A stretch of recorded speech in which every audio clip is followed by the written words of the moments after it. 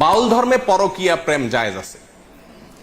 আল্লাহর কসম, আমি নিজে যাচাই করে যশোরের এক গ্রামে গিয়ে সন্ধান পাইছি যে এখানে, এমনি অন্য কাজে গেছি, পরে শুনছি যে এখানে আপনার ফকিরদের আখড়া আছে। তো আমি দেখতে গেছি, একদিন না কয়েকদিন পরে জানতে পারছি যে এক মহিলা আছে, তার স্বামীও আছে, কিন্তু সবাই জানে এই মহিলা সারাদিনই জেনা করে তার ওই সাধন সঙ্গীর সাথে, বাউলদের সাথে।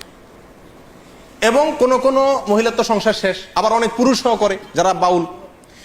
এটা তাদের ধর্মের গুরুত্বপূর্ণ কাজ, জেনা করা। সারাদিন জেনাটাই ইবাদত বাস। এবং জেনার মানে মূল মুহূর্ত যেটা, সেই মুহূর্তেই নাকি স্রষ্টা হাজির হয়ে যায়। প্রিয়দিনী ভাইরা, বাউলরা মনে করে, আপনারা হয়তো অনেকে প্রথম শুনছেন, শুনে রাখেন, বাউলদের দৃষ্টিতে মানুষের শরীরের বিভিন্ন রোগ বালাই বারো হওয়ার জন্য একটা বিরাট বড় ওষুধ হলো মেয়েদের রজ পান করা। রজ বুঝেন কি? না, রজ বলতে দুইটা জিনিস। এক হলো কুমারী মেয়ের প্রথম মাসিকের রক্ত, আরেকটা হলো পুরুষদের যেরকম উত্তেজনার কারণে বীর্য বের হয়, মেয়েদের যে পদার্থটা আসে এটাকে রজ বলে। এই রজ, এটা পান করলে কোনো রোগ বালাই আর শরীরে থাকে না, এটা বাউলদের বিশ্বাস।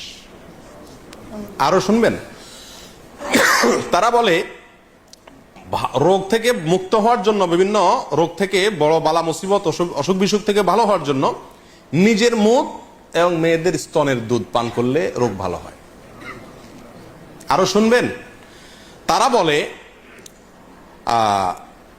সমস্ত রোগ থেকে সর্বরোগের ঔষধ একসাথে যদি পাইতে চান তাহলে কি করতে হবে?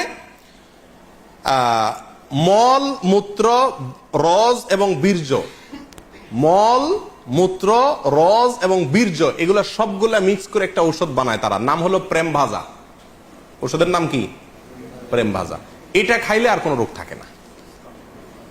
প্রিয়দিনী ভাইরা, আপনারা অনেকে হয়তো বলবেন যে এগুলা গল্প আর কি।